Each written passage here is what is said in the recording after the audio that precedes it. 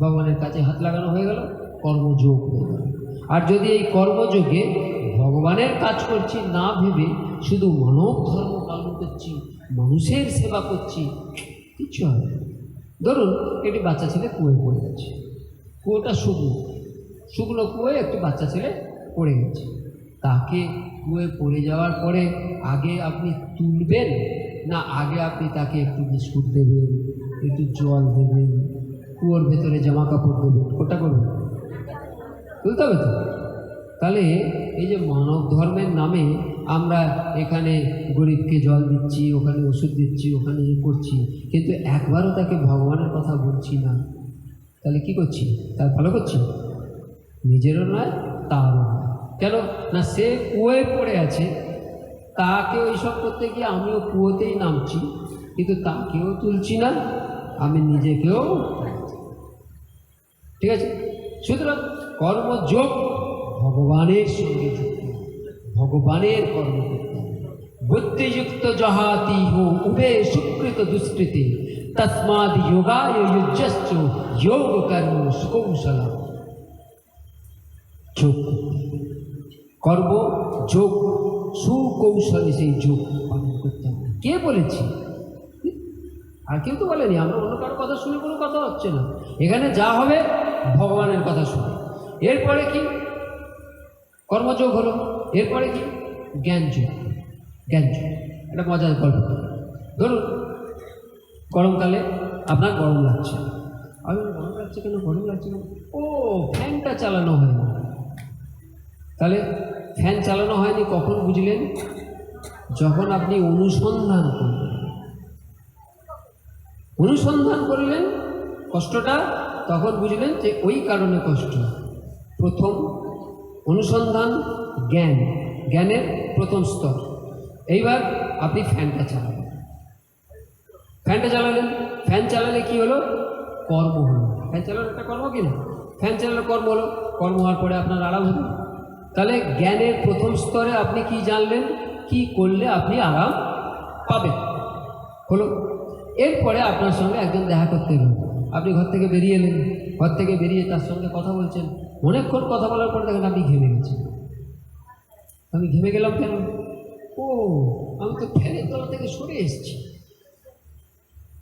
এবার কি জানলাম? যে যদি আমার আরাম পেতে হয় শুধু ফ্যান চালালে হবে না, আমাকে ফ্যানের তলায়। তাহলে প্রথম জ্ঞান, জ্ঞান নাম্বার 1, ফ্যানটা চালাতে হবে। জ্ঞান যোগের সূচনায় কর্মযোগ, ফ্যান চালালাম। জ্ঞান নাম্বার 2, শুধু ফ্যান চালালে হবে না, আমাকে তার তলায় বসতে হবে। জ্ঞান নাম্বার 2, এই তলায় বসতে হবে, মানে এটা হলো ভক্তিযোগ। ভগবানকে জানলাম, ভগবানের কর্ম করলাম, ভগবানকে চিনলাম, জীবনে শান্তি নেই। কি করতে হবে? ভগবানের সঙ্গে জুড়ে থাকতে হবে। বোঝা গেল কোনটা ভক্তিযোগ? ঠিক যেমন ফ্যানের তলায় বসে থাকতে হবে, তেমন ভগবানের কাছে। ভগবানের কাছে কি করে বসবেন? আপনার কোনো কষ্ট হবে না, আপনাকে ওপরে ঠাকুর ঘরে গিয়ে বসে থাকতে হবে। কারণ এখনকার বেশিরভাগ ঠাকুর ঘর সব 3 তলায় করে, গরমকালে খুব গরম, ছোটো ছোটো ঘর, ফ্যান ট্যান থাকে না, গরমকালে খুব গরম। সবাই তাই করি তো। যেখানে নিজে একদম থাকবো না, সেখানে ভগবানকে চিলে গোঠায় আপনারই কষ্ট হবে। তাহলে কি করবেন আপনি? কিচ্ছু নয়। আপনি তো জানেন ওপরে আবরণ, ভিতরে, তাহলে সে কোথায়? ভিতরে। তাহলে আপনি কোথায় রাখবেন? মনটাকে ওই ভিতরে দেখুন। সামনে কেউ এলে আপনি তার খাঁচা দেখবেন না ভেতর দেখবেন? আপনি যেমন ভেতরে ডুবে থাকবেন, যদি সম্ভব হয় খাঁচা দেখুন, কিন্তু তার ভেতরে নজর রাখুন। বাস, ভগবানের সঙ্গে যুক্ত থাকা হল।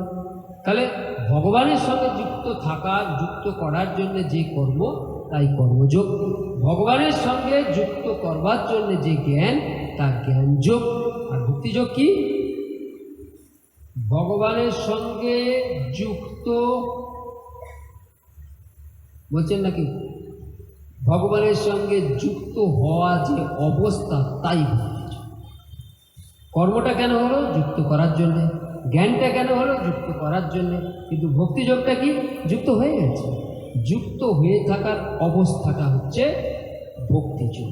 তা এই ভক্তি যোগ যদি আমরা করতে পারি তখন আমাদের কেমন অবস্থা হবে? হ্যাঁ, ভগবান নিজেই বলে দিচ্ছেন কেমন অবস্থা হবে। ব্রহ্মদ্ভুত প্রসন্নত্বা ন শোচতে ন কাঙ্ক্ষতে সমো সর্বেষু ভূতেষু মদ্ভক্তি লভতে পরম। ব্রহ্মদ্ভূত হয়ে গেলে আমাদের না কোনো চাওয়া থাকে, না কোনো চাইবার ইচ্ছা থাকে, সব কিছুতেই আমরা সমান হয়ে যাই, আমাদের আর কোনো কষ্ট যন্ত্রণা থাকে না, সুখই সুখ হয়ে যায়। আর একটু সহজ করে কি বলছেন, নদী যখন পাহাড় থেকে নেমে আসে ছটফট করে, যতক্ষণ না সাগরে মিশছে সে ছটফট করে, সাগরে মিশে গেলে কে বলছে যে এই উদাহরণটা কে দিচ্ছে? এটাও আমি দিচ্ছি। দ্বিতীয় অধ্যায় ৭০তম শ্লোক শ্রীমদ্ ভগবদ্ গীতা। আপুরিয় মান অচল প্রতিষ্ঠম সমুদ্রয়াপ প্রবিশন্তি যদ্দৎ তদ্দৎ কামাস প্রবিশন্তি সর্বে স শান্তি লপ্নোতি ন কাম কাম। আপুরিয়মান অচল প্রতিষ্ঠা, একদম সমুদ্রে যখন নদী এসে পড়ে তখন তার সমস্ত কামনা বাসনা লুপ্ত হয়ে যায়, সে শান্তিতে এসে শান্তি করে। বস, তাহলে আমরা এই জায়গায় যেতে চাইছি, এই যে এই জায়গায় যেতে চাইছি তা এই জায়গায় পৌঁছচ্ছি না কেন? এই জন্যে পৌঁছচ্ছি না কারণ সব শেষ পর্যন্ত এগোচ্ছি, আবার একটু করে পিছিয়ে আসছি। তাই দয়া করে 1 মাসের পরে একদিনও যেন বাদ না থাকে, প্রত্যেক দিন অন্তত একটা করে গীতার শ্লোক বঙ্গানুবাদ ভালো করে পড়বেন, তার অর্থ ভালো করে পড়বেন, না পারলে সংস্কৃত পড়বেন না, দরকার নেই, কিন্তু বাংলাটা পড়বেন, পড়ে নিজেদের মধ্যে আলোচনা করবেন। আপনার তো সব বেশিরভাগ অনেক স্বনির্ভর গোষ্ঠী আছে, মিটিং ফিটিং হয়, হ্যাঁ, সেখানে দেখা সাক্ষাৎ হয়, নিজেদের মধ্যে আলোচনা করবেন। নিজেদের মধ্যে না আলোচনা করলে সমস্যা, প্রশ্ন করবেন এইখানে আমরা সবাই এসছি কেন? কেন আমরা জীবনে কাজ করি? কেন? আনন্দ পাওয়ার জন্যে, সুখ পাওয়ার জন্যে, পয়সা রোজগার করে ওইগুলো পাওয়ার চেষ্টা করি, কিন্তু কেউ পেয়েছি? তাই আমরা বুঝেছি যে ওতে সুখ আছে, কিন্তু ওটা ক্ষণিকের সুখ। স্থায়ী সুখ, স্থায়ী সুখ পেতে গেলে আমাকে এখানে আসতে হবে, তাই তো এসেছি। এটাকে সহজ কথায় কি বলে? আত্যন্তিকা দুঃখ নিবৃত্তি পরমানন্দ প্রাপ্তিশ্চ। আত্যন্তিকা দুঃখ মানে ভেতরের যে দুঃখ, সেই দুঃখ থেকে উদ্ধার হয়ে পরম আনন্দ পাওয়ার জন্য আমরা এসেছি। পাচ্ছি কি? পাওয়া হচ্ছে না। আত্যন্তিকা দুঃখ নিবৃত্তি পরমানন্দ প্রাপ্তিশ্চ যখন আমরা জানতে চাইলাম, তখন আমাদের উপনিষদ বলে দিচ্ছে। উপনিষদ কি বলছে? সীতাস্তোত্র উপনিষদে বলছে, শ্রীণবন্ত বিশ্বেই অমৃতস্য পুত্রা। শোনো শোনো হে অমৃতের পুত্রগণ, আয়ে ধামানি দিব্যানি তস্তু বেদাহম পুরুষং মহান্তম আদিত্য বর্ণম তমসা পরস্তা তমেব বিদিত্তা অতি মৃত্যুমেতি নান্য পন্থা বিদ্যতে অয়নায়। ছোট করে বলে দিই একটা কথা, শ্রীণবন্ত বিশ্বে অমৃতস্য পুত্রা, আমাদের পরিচয় আমরা সবাই অমৃতের পুত্র। এখানে কেউ ব্রাহ্মণ নয়, কেউ চণ্ডাল নয়, কেউ ছোট জাত নয়, কেউ উঁচু জাত নয়, আমরা সবাই অমৃতের পুত্র। আপনার বাড়িতে পুজো হয়, পুজোর সময় ঠাকুর মশাই জিজ্ঞেস করেন না গোত্র কী? আপনি কি বলেন? শাণ্ডল্য গোত্র, ব্যাসঋষি গোত্র, ভরদ্বাজ গোত্র, কাশ্যপ গোত্র। এরা সব কারা? এরা সব মহান ঋষি।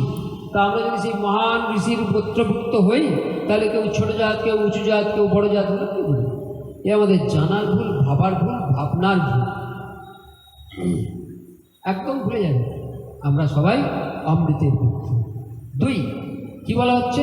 দেবতারাও জানে না সেই সত্যের কথা, যে আসল সত্য আমরা খোঁজ করছি, দেবতারাও তা জানে না। একজন আছে সেই আসল সত্য, যিনি আদিত্যের উজ্জ্বল, মানে সেই আলো।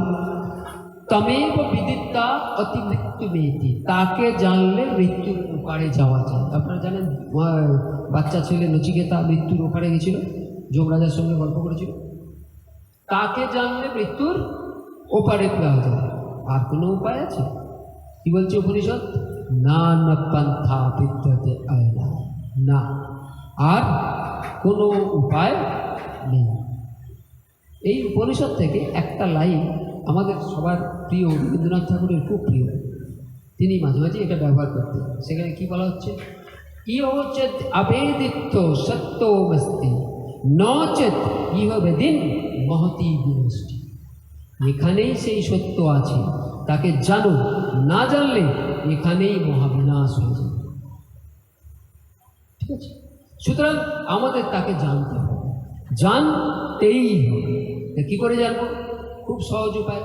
আমরা সবাই নিজেকে ভক্ত ভাবি তো, তা যদি ভক্তই ভাবি তাহলে ভক্তের জন্যে কি শর্ত আমাদের ভক্তদের রাজা মহাপ্রভু শ্রী চৈতন্য দিয়ে গেছে, সবাই জানি, সেটা বলে থাকি, কাজে করি কিনা সেটা ভাবতে হবে। কী বলছে? ত্রিনাদপি সুনিচেন তরুরপি সহিষ্ণুনা মানেন মানদেন কীর্তনিয়া সদা। তাহলে আমরা জানি তো শিক্ষাষ্টকের 3 নম্বর শ্লোক, সেখানে চৈতন্য মহাপ্রভু আমাদেরকে বলছেন তৃণের মতো নিজেকে ছোট করে, তরুর মতো নিজেকে সহিষ্ণু করো, যার মান নেই তাকেও মান দেওয়ার চেষ্টা করো, আর সদা হরিনাম। আমরা এটা কখন করতে পারবো? নিজেকে ভক্ত ভাবলে পারবো না। নিজেকে ভক্ত ভাববেন না।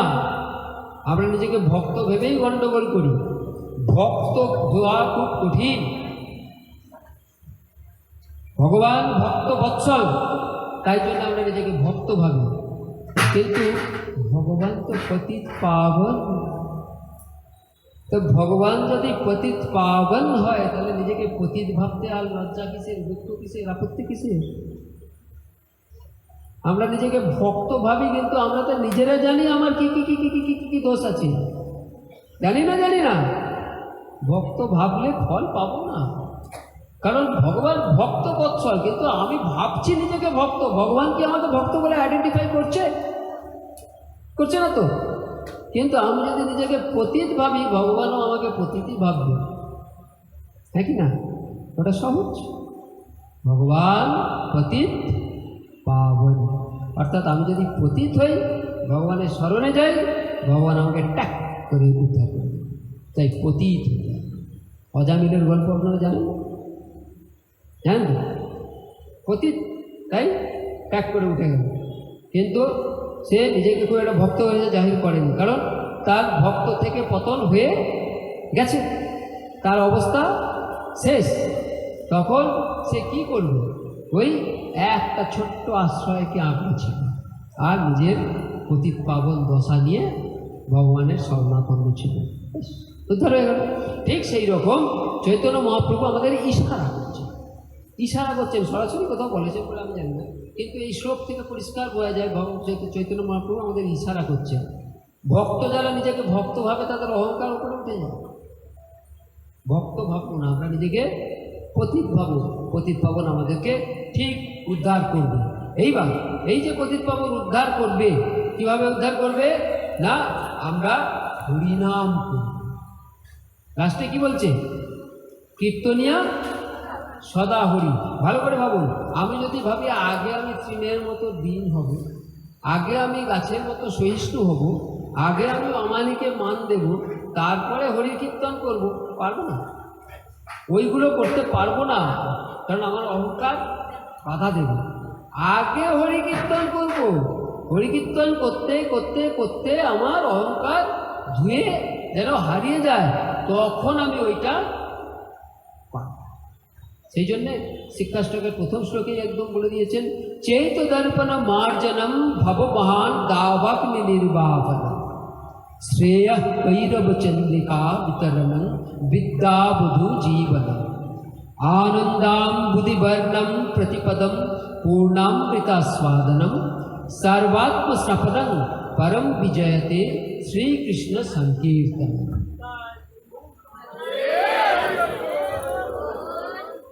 चित्तरूप दर्पणेर मार्जनकारी। তাহলে দর্পণটা কি? চিত্তরূপ দর্পণ, তার মার্জন কে করবে? ভবরূপ মহা দাবাগ্নি নির্বাপনকারী। ভব সংসারের যে কষ্ট যন্ত্রণা তা থেকে উদ্ধার কে করবে? হরিনাম। জীবের মঙ্গল রূপ কৈরব চন্দ্রিকা বিতরণকারী, অর্থাৎ মূল কর্মযোগের সূত্র কে করবে? হরিনাম। বিদ্যা বদল জীবন স্বরূপ আনন্দ সমুদ্রের বর্ধনকারী।